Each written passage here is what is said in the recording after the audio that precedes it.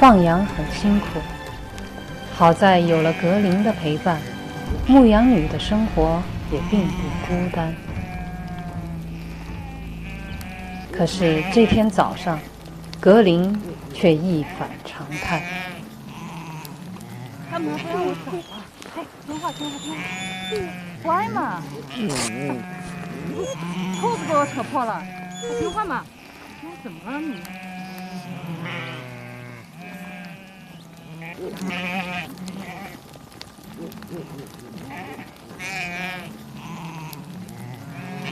么了这？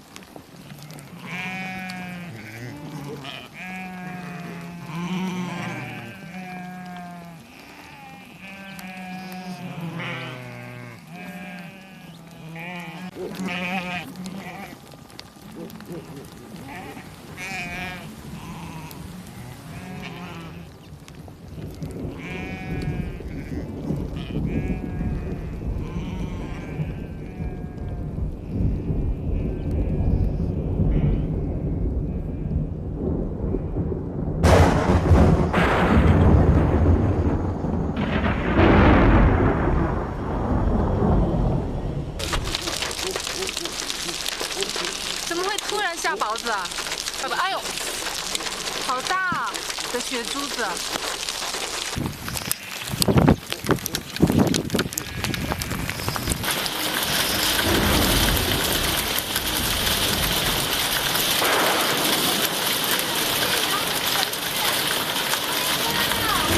格林回来没有？没看见，啥也不用担心。没回去，还有几只羊，我看人在山那边。身上湿透了，赶紧擦擦吧，我给你煮面。高压锅煮面。要煮多久？不知道，没煮过。这才下午3点过，我下来的时候我已经什么都看不见了。就最后的时候，我瞟见有几个白点在山那头，应该是羊。格林看得见。格林本来就是夜行动物。格林还在那边赶羊，你看，这几个羊回来了。我身上的石头，他居然没上。对啊，狼皮确实很神奇啊，难怪那么多人都想要狼皮。那几个冰雹打得我脑袋疼，我脑袋重的。不知道好不好吃？肯定好吃。反正煮的口感肯定不如下面。高压锅不太会用。我现在才知道为什么早上他不让我出门。狼是可以预知天气的，他们可是这样子的，对这了解的好。人真的是离自然太远了，对自然界的变化一点感知都没有。妈的，赶紧吃完，泡了就不好吃了。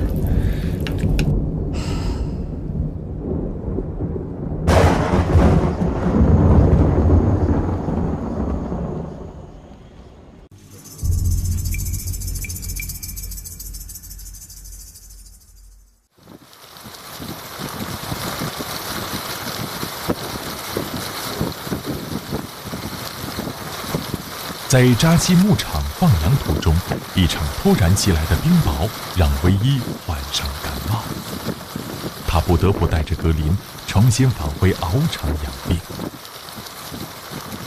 自从唯一生病以后，格林就一直守在唯一窗前，哪怕刮风下雨也不离开。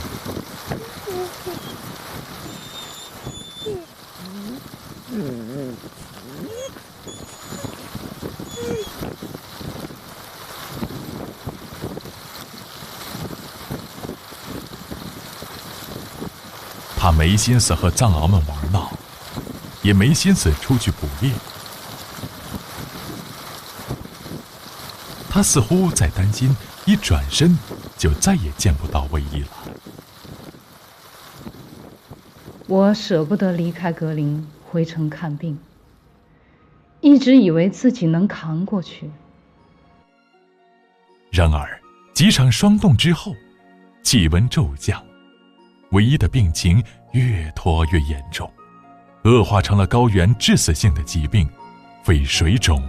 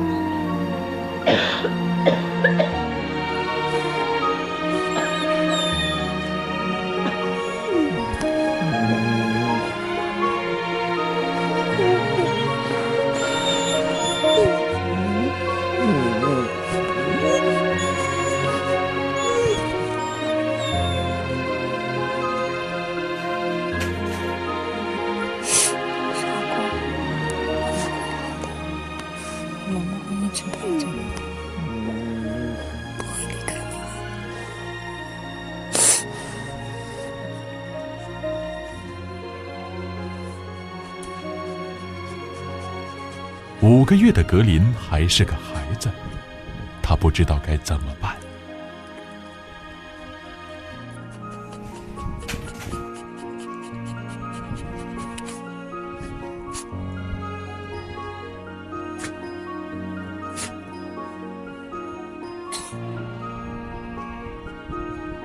在狼的概念中，能吃就能活。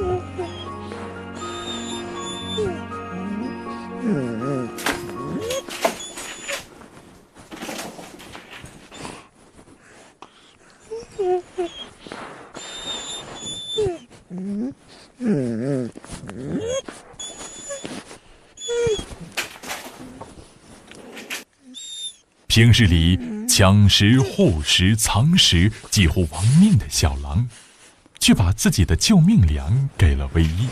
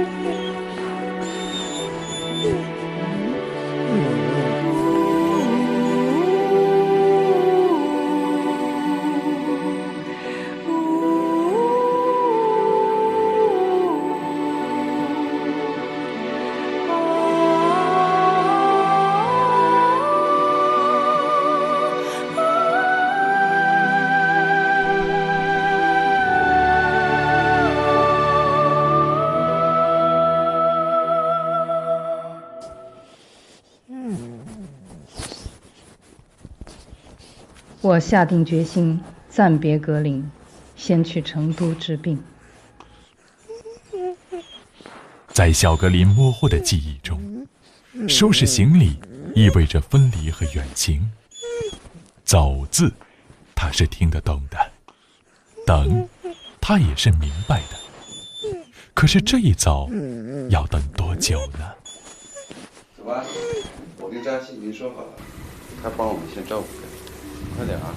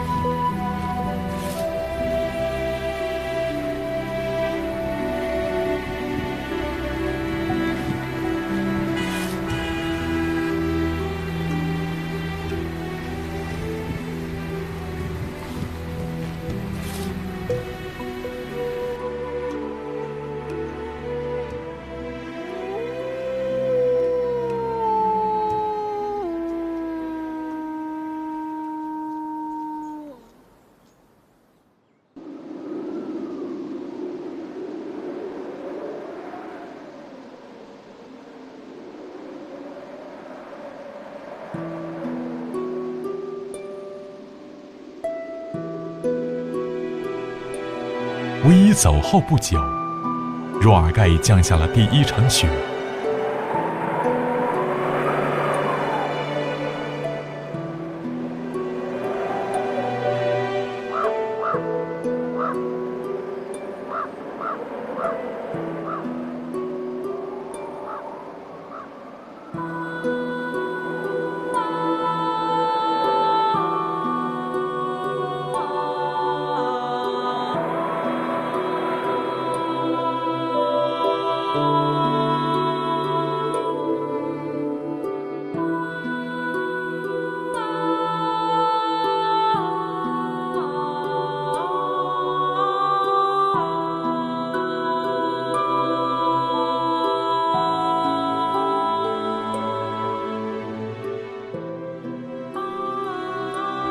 牧民朋友告诉我，他每天都会到山坡上望着公路尽头我最后离开的方向。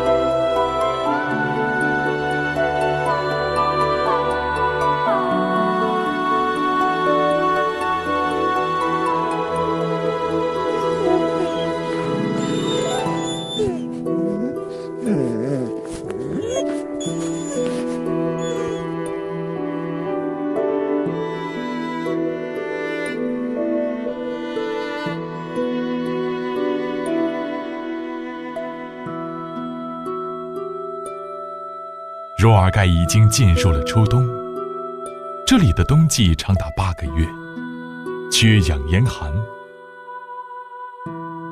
候鸟已经迁徙，留鸟扎进筑巢，旱獭在为冬眠做最后的准备。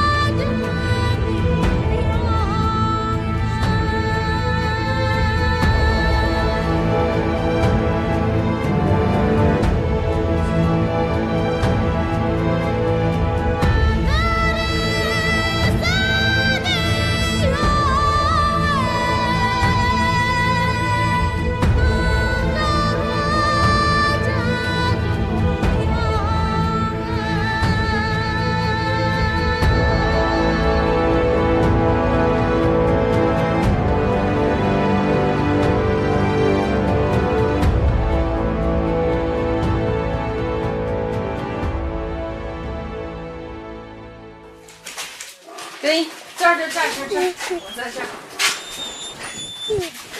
长得真漂亮。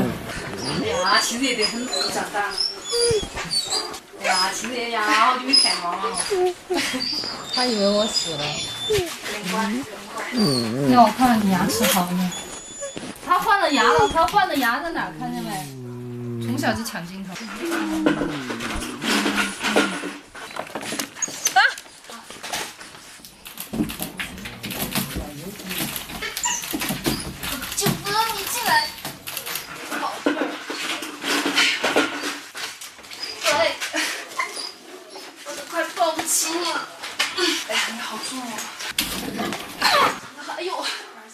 红雪不是脑，红雪，求求你了，过去嘛，好不好？不要发现一人。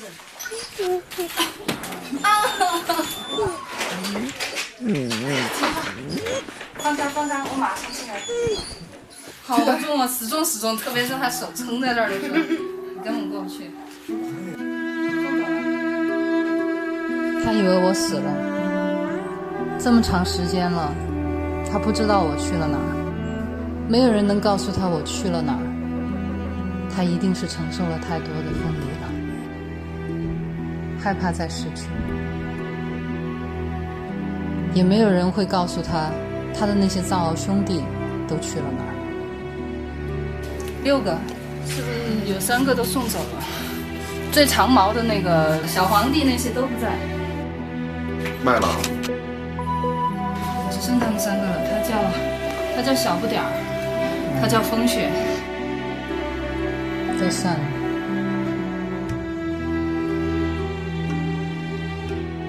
格林的部分藏獒兄弟们被陆续卖给了新主人。昔日喧嚣的獒场，再没有了獒追狼赶的热闹光景。格林越来越孤单。格林仅剩的玩伴就只有大中华了。大中华就是我们书里面的森格。中华，过来。大中华，那个大中华最大。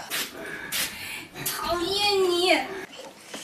你不进来，我出来陪你好了。然后我也记得皇帝，这一群藏獒都听皇帝的话。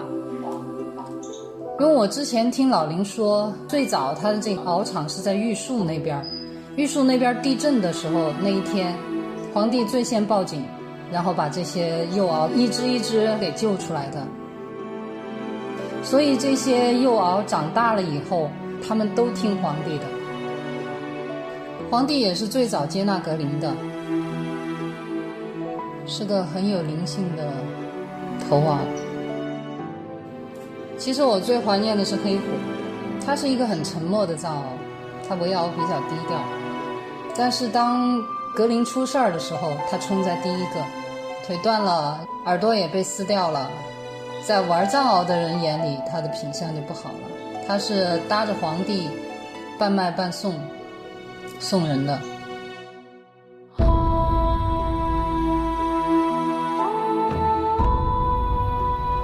至于去了哪儿，听说是北京或者是新疆什么地方。格林懂他的情，但是现在他们都散了，獒场里面再也没有往日那种你追我赶，格林一个人在前面跑，后面跟着一群狗仔队的热闹情景，再也没有，都散了。风雪和小不点两只母獒都怀孕了，关进了产房待产。我很难受的就是最后的时候都没能知道他们最终去哪儿了，抱一抱他们都不在了。谁能想到一个普普通通的分别就永世不再相见。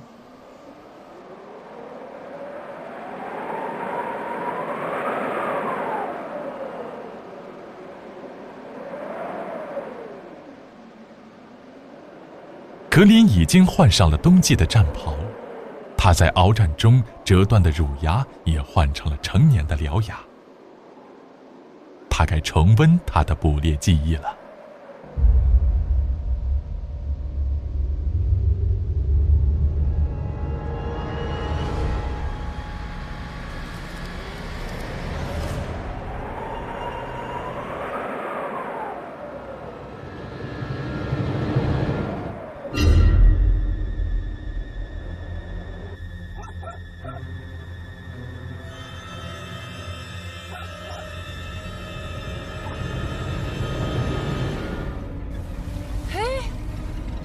怎么是狗叫呢？格林，你知道你在说什么吗？哎，肚子让他吓跑了，怎么会这样？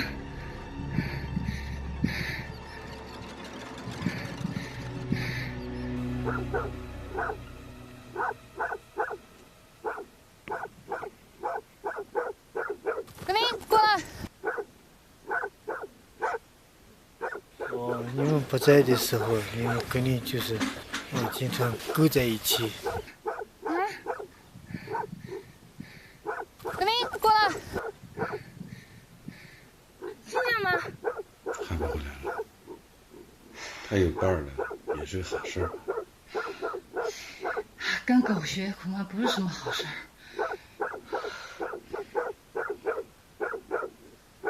虽然捕猎失败是常有的事，但唯一察觉到格林变了，胖了，懒了，少年时的勇猛烈性淡了。由于趁在獒群中，他对自己的身份定位已经模糊。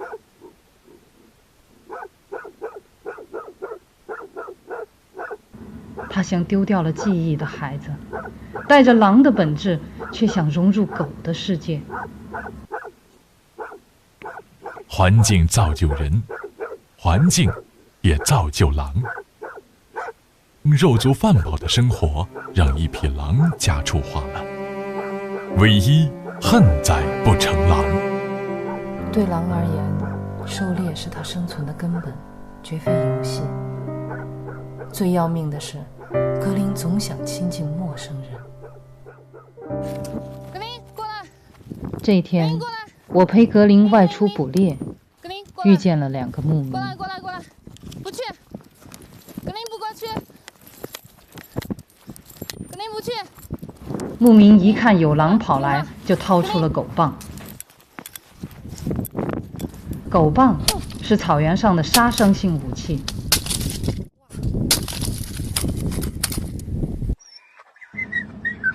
而格林还以为人在逗他玩儿。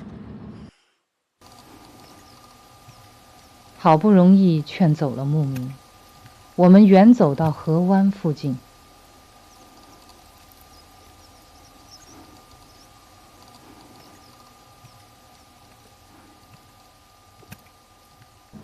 看见有人在凿冰取水，格林也渴了。过来，过来！不去！格林不过去！哎，给我倒条大！他们相同队！条大！快走，快走！越生啊！快跑！跑跑跑！跑跑跑！跑！格林过来，快跑！我怕的就是这个。狗不怕人没事儿，狼不怕人死定了。他根本就不知道自己是狼还是狗。在人类中长大的格林，已经把人当成了可亲近的同伴，对人类没有丝毫戒心。然而，人类却是对狼有着莫名的恐惧和憎恨。很少有人会觊觎野外的狗。但格林有狼牙、狼肉、狼臂石、狼皮，如果不懂得保护自己，很容易被诱杀。只有重返狼群，才能保证它的生存。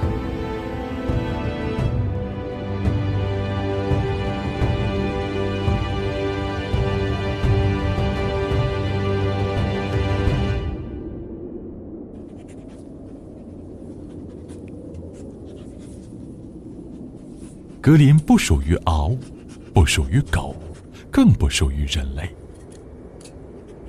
大病初愈的唯一决定重新带着格林深入草原，回到当初他找到小格林的地方，尝试寻找剩余的狼群。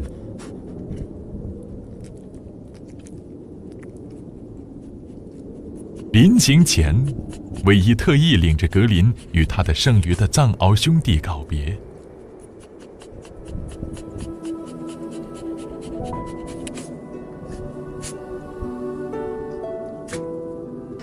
我们带不走他，这是他的命。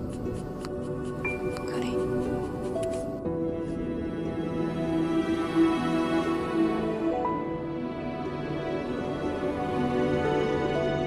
狼也许会回归荒野，生死难料；人或许会回到城市，坠入坟瓦。藏獒们的未来又将如何？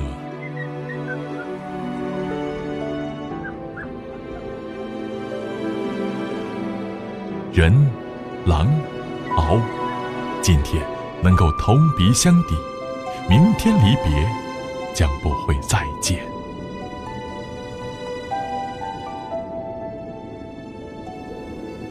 对不起。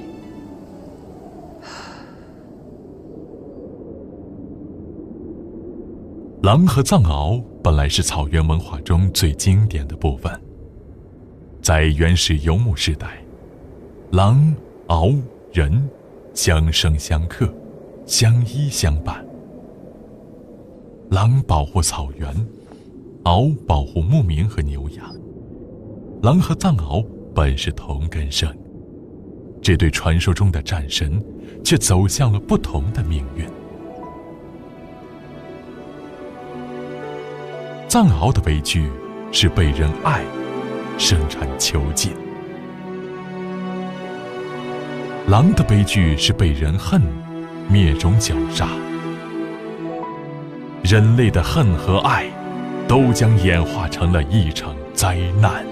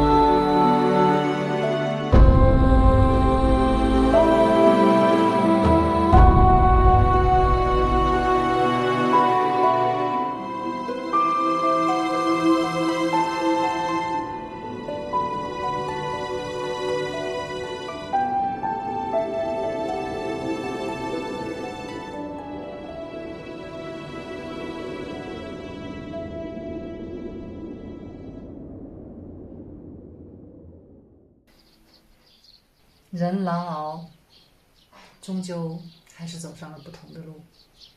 当我回到獒场的时候，我知道黄帝、黑虎，他们都不在了。对格林来说，居然能够别后重逢，可是对于黄帝、黑虎，一个普普通通的分别，我们就永世不再相见了。我连抱一抱他们都不可能了。然后剩下的只有这3只藏獒，就是一个小不点和风雪。小不点、风雪呢，她们怀孕了，那就关进了产房，因为害怕她们活动多了，然后流产之类的，就把她们关进了产房。当时呢，我看到一个情形，就是产房的门口老是挂着一把那种老式的那种铁将军那种锁。因为饲养员也懒得去每次去锁它，就锁死它，所以那把锁呢就是虚挂在那个门上，打不开门就行了，就虚挂着的。但是这个格林呢，他每次他趁着人没发现的时候，趁着人不注意的时候，他就一个一个的去开这个锁。他先用自己的嘴巴把那个锁体的下方给掰转，然后呢再用鼻子去顶那个锁，那个锁就掉下来了。然后他就可以把风雪、小不点放出来，他们还能在一块玩。就我看到这个的时候，我是又好气又好笑又心酸，因为他太缺少同伴了。他也经常想把森格，就是我们的大中华，他经常想把他从铁链子下面解下来，他经常去帮他咬那个铁链子，但是没有用。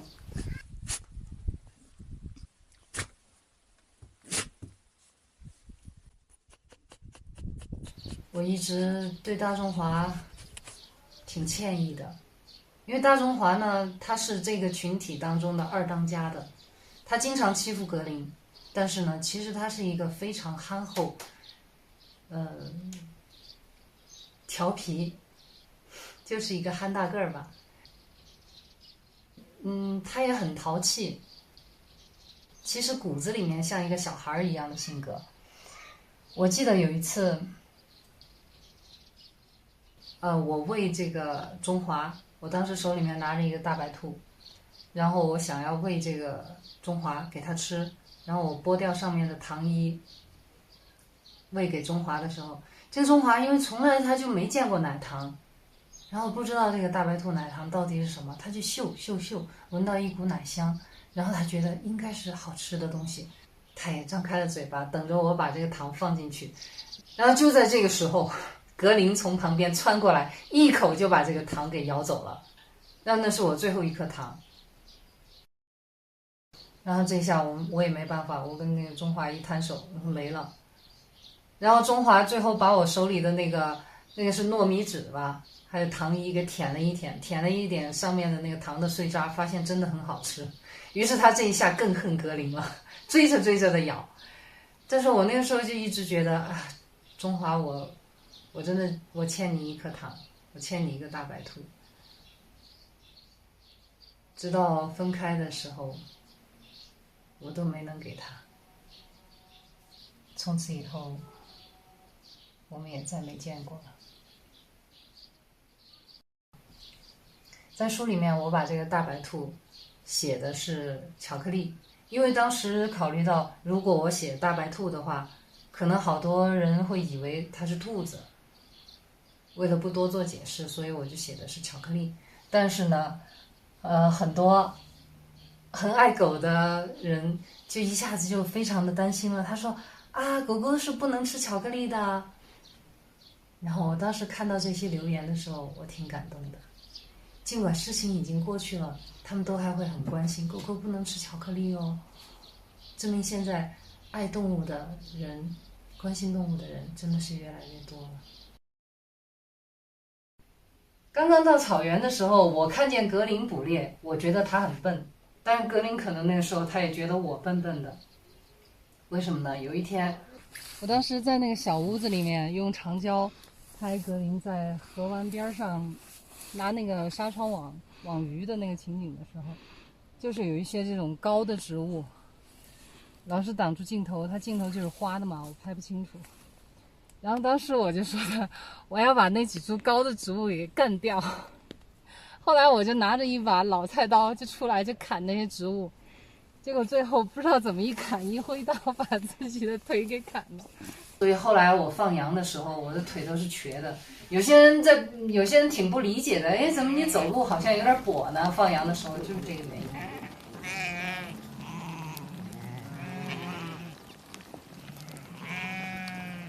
我现在腿上还有一个疤呢，我把自己的腿砍到了，不好意思说。你们还记得到我抓羊啊？抓羊你还抓马的，那个马，你还拿绳子把它牵过来，那个马一跑，你还不放绳子，还抓着，你手到这里全部都弄红了，脱皮了。啊，我都不记得这一段了。我给扎西留下的印象就是抓羊凶得很。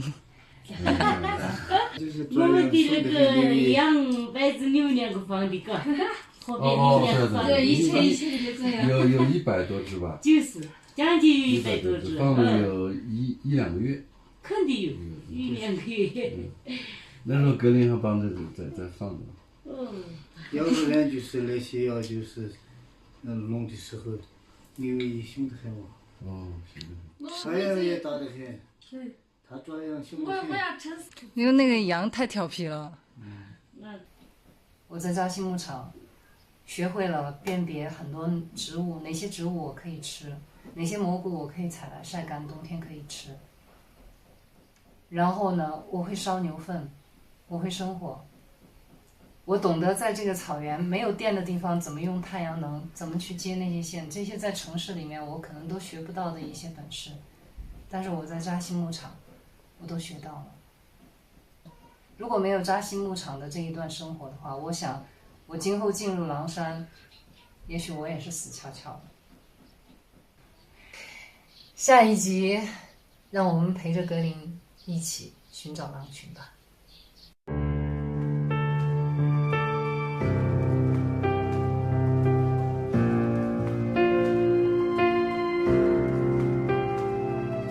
有人终将离开，雪花终将覆盖，遇见的那刻也是分离的开始，日暮会迎来散场，昙花会终将绽放，盛开那刻是消失的开始，遗憾堆积成莫忘。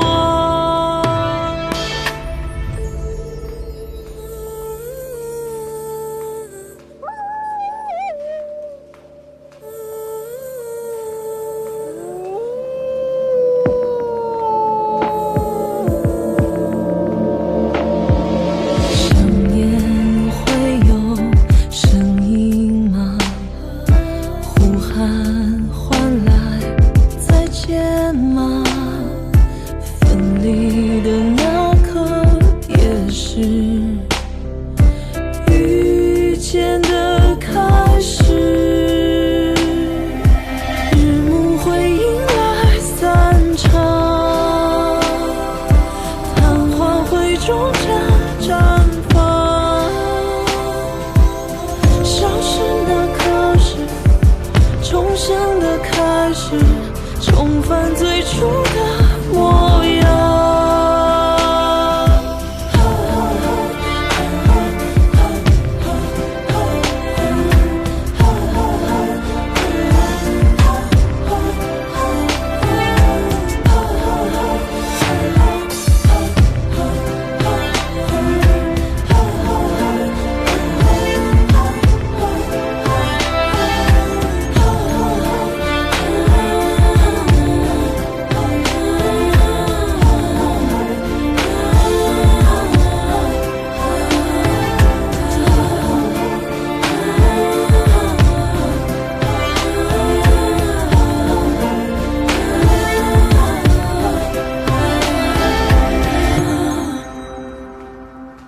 有人种下